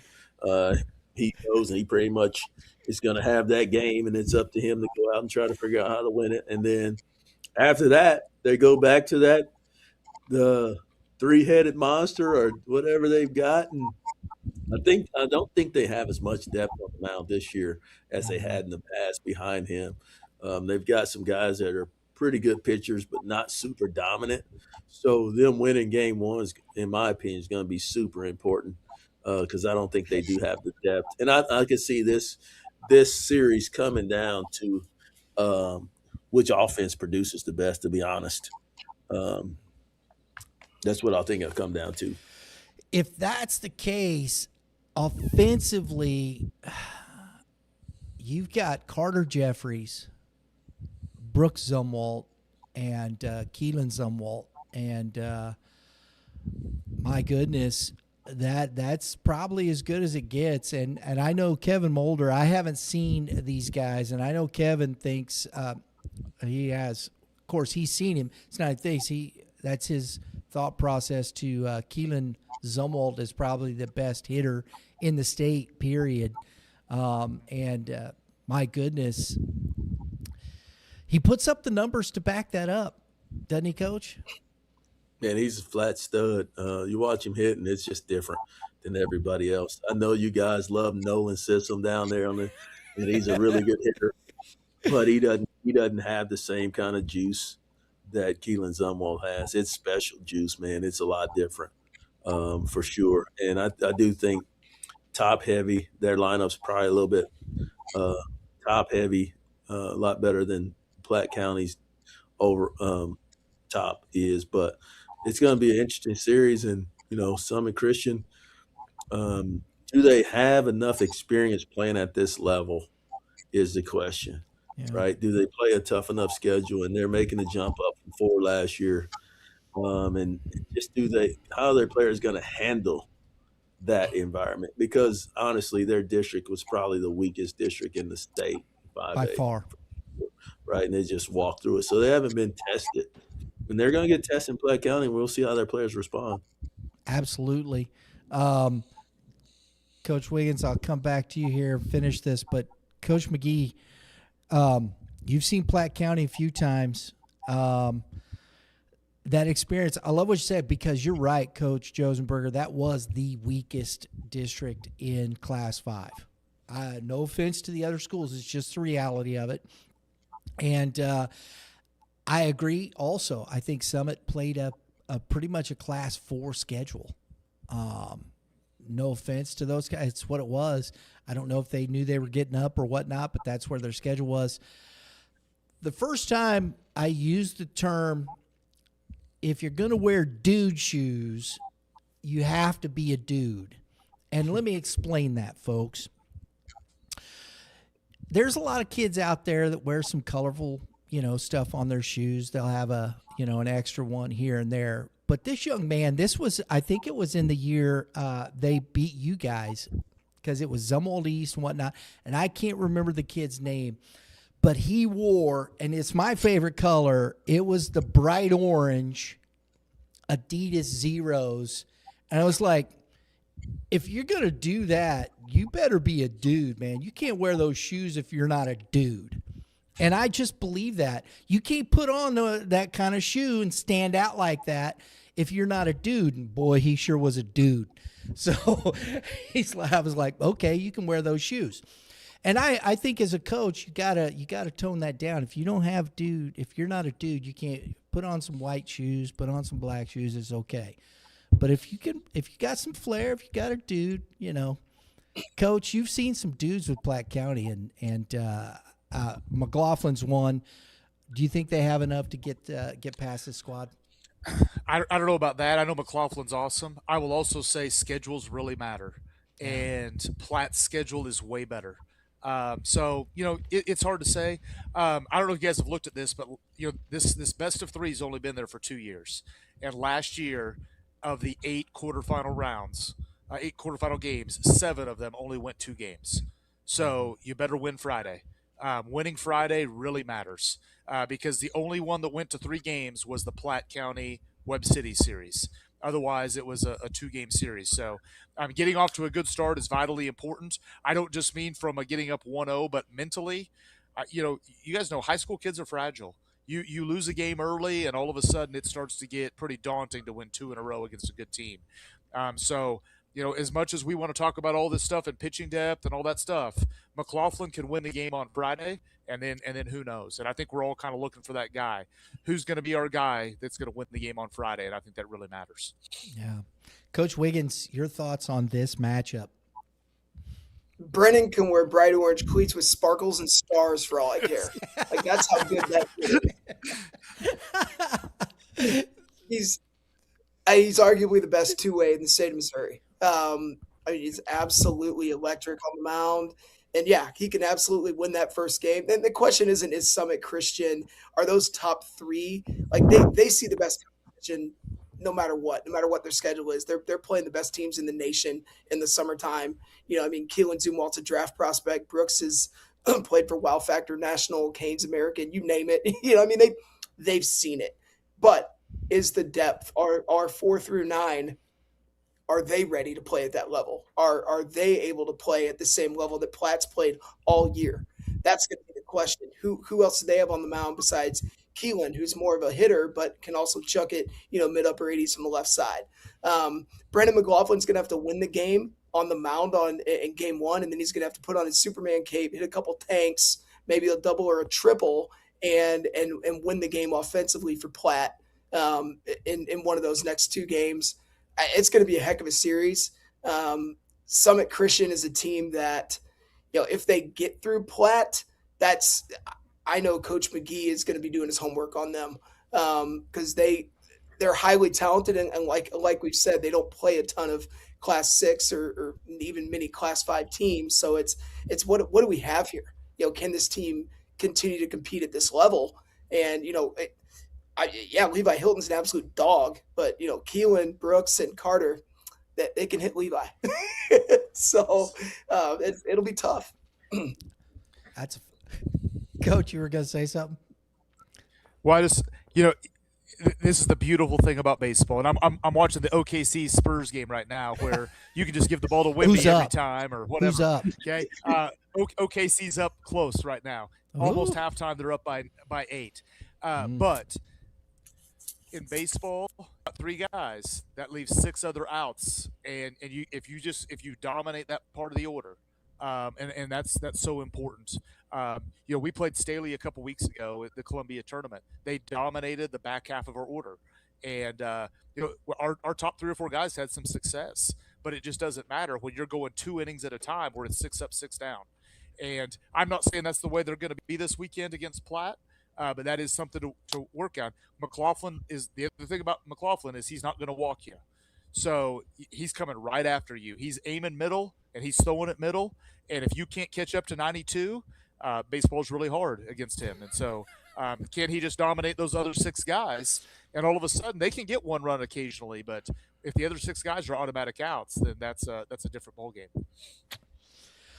So, gentlemen, I'll ask your thoughts as we finish up here. We're saving our picks for some other opportunities. But Coach Josenberger, who do you see maybe getting to the Final Four here out of the top there?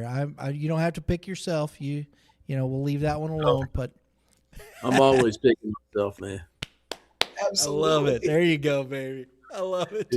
I'm always picking myself. Anyways, and us, it's just, I think it's going to be Central up there. I think it's going to be Lafayette, right? And then I don't know who to pick in the Blue Spring South and Kickapoo game. I'd probably have to give the edge to South just because of those guys that their lineup is a little bit better. And then in 5, I think Coach McGee's Swan Song, I think they're the team to beat in this thing. To be honest, they're just going to be battle tested, well coached, and those guys play hard for him.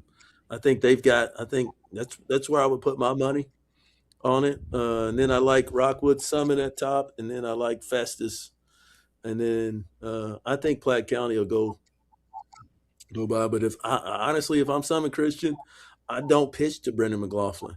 I don't let him beat me. And then I take my chance with everybody else in that lineup. Can I say something real quick to that point? I love what you said there, Coach Josenberger. As Coach Wiggins and I have watched in horror at a couple times where coaches in high school baseball have pitched to a guy that you're like, why would you pitch to that guy? You don't need to. Don't pitch to him. And it's lost them the game. That's not the guy you pitch to. And I'm not quite sure why high school coaches don't walk some of these guys and move to the next one. It's okay to do that in high school baseball. Just because he's in the next up. That's the guy that can beat you. And I watched it. I watched that with Kendall Hagedorn. I'm like, why are you pitching to that man? Stop it. Well, we played Platte County this year, and we didn't throw him a fastball in the zone at all. And he run by the dugout. Goes, "You gonna throw us a fastball?" I go, "No." And why would I? That's honest to God's story. I go, "No," right? And I think we got him to chase. And if you're a good enough hitter and you're a professional hitter, you're going to take that walk, but we're not going to let you beat us. And that's what we did to him. If I was Summit Christian, I would not let him beat you because he's that one guy that can consistently beat you in that lineup. I'm going to make everybody else have to do it. I love that. Love that, Coach. Coach McGee, your a lot of times too, Go like ahead, what I've seen and from my experience and also just from watching, a lot of the times the best hitter in the lineup isn't even protected by the second best hitter. So it's like, what's going on here? Like, it's not like the best hitters being protected by another extra base threat sometimes. And that's where I really scratch my head. I'm like, okay, well, I mean, this isn't easy. Just throw my four fingers up and then I'll face the fourth best hitter in the lineup because the second best hitter is either hitting in front of him or hitting, two hitters behind him. So to me, it's a head scratcher. I think one of the most asinine things you can say is, you let their best beat you. Like that makes zero sense. Someone told me that once and I just shook my head in disbelief. Like, not if I want to win. If I want to win, I'm not going to let their best beat me. That's insane. Is that me being soft or, it's throwing breaking balls, 24 breaking balls and 6 plate appearances to Brendan McLaughlin soft? No, it's smart. It's not soft. It's smart.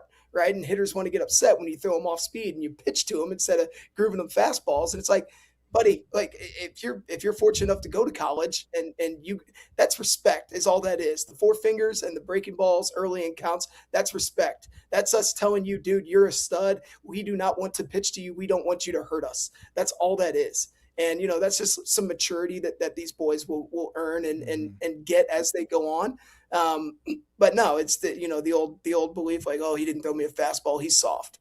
No, he's smart. Watch the big leagues, man. They throw fastballs less than 50% of the time now, so it's harder to hit something that moves in the mid 80s than it is to hit something straight at 92. I think that's why they don't pitch to Shohei Ohtani, folks. Sorry. Then understand that. That's the respect level that they have. Coach McGee, your thoughts on who you might think will roll through there in Class 6? In Class 6, I'm going to take Staley. I'm going to take Kickapoo just because I will say you may not realize how tough their schedule is because they play so many Arkansas and Oklahoma schools, but they played every good school out of those two states. So sometimes you don't realize how good of a schedule they play. I don't know quite enough about the St. Louis schools to know on that. And I'm going to go with the same Class 5 schools that Coach Josenberger said. To your point about McLaughlin beating you, and this is true for anybody, you only have to find 21 outs. If you say, well, we're not going to get McLaughlin out today, that's okay. There's 8 other guys. Get those 8 out 21 times in 24, 25 plate appearances, and you're going to win the game. And it's just, can you get locked in? You got to remember that most of the time at this point in the season, your pitcher is better than most or all of their lineup. And so if you've got a pitcher that's better than the other 8 hitters, just tell him, get those 8 guys out consistently, and you're going to be okay. But I do think sometimes there's a little bit of a pride factor. You got to get your kids on board. I do think there's some of that. I've talked to pitchers who are like, oh, I can get that kid out. Like, okay, maybe you can, but let's just get out the other 8. Like that's what really matters, Yeah. Coach, you don't believe in me? Yeah, but we're just going to do it this way, okay? Trust me. In high school baseball, you've got guys in the lineup that are hitting 430, and you also have guys in the same lineup hitting $180. If you can dominate all those kinds of guys, in the major leagues, like you talk about Ohtani, yeah, he's hitting 300, but they've also their worst hitters hitting 240. So intentional walks don't matter as much in that sort of a game. Our discrepancy in talent, we have guys that you're going to see play this weekend that are going to get paid to play this game. Yeah. And then you also have guys that this is the last weekend they'll ever play a day of baseball in their lives. So I would put my pressure on those guys and not guys who are going to get paid to play this someday. That's a great statement. I love it. That's the beauty of high school baseball right there. Oh, man, it doesn't get too much better than this, folks. I want to thank Coach Josenberger. I know he took the time after his the banquet for his squad there. How'd it go, Coach? Did you guys have a good time? Well, short and sweet, just the way I like it. I love it. Coach McGee, always a pleasure. I'm this way because it's high school baseball. I don't pick people for this or that, but I'm pulling for Coach McGee. I think that's he's one of the good ones around here, folks, and good luck to you, Coach. Thank you very much. I've appreciated how much you've elevated this state. I know this thing started as a St. Louis deal, but the way you've branched out throughout the state, you've tried to find other people that make this state better. And I know our kids down in this area watch your show, and all that stuff really matters. And the state of Missouri in baseball is way different than it was 20 years ago when I first started coaching, and it's way better. And these are some of the reasons why, is just how many people care about it nowadays. Absolutely. It is fun to watch, and I'm going to tell you, it's going to be a great show, folks. Buckle up. If you got some popcorn, get it. If you can get out to a ball game, support your team. It's going to be a lot of fun. We've got the best of 3 coming up this weekend. We got class 1 through 4, and there's going to be some really good baseball all across this state in every class. Enjoy it. Thank you for tuning in tonight here to the Press Box. My man up there, of course, bringing the knowledge, Dave Wiggins. Coach, always a pleasure, my friend. Great being on the show. Great being with these two awesome coaches. Coach DJ, as I see it's labeled there. I love that. And Coach McGee, just two great baseball minds who are still in the fight. We wish you the best. And obviously I'm partial. I hope you guys both take it home. So that's especially you, Coach McGee, being your swan song. That'd be real special for you. Thank you. Yeah, folks. If you like it, subscribe, hit that subscribe button, hit the dinger next to it. It's not a home run, but you can check out the dinger bats right there. Love me some dinger bats. Go get you go work it out there for you. New partner with Game 7 with the Youth Baseball Midwest. Appreciate those guys working with us. We're going to be doing a lot more. Everybody, have a great day in the Lord. We'll see you the rest of the week. And, hey, we'll see you at the ballpark.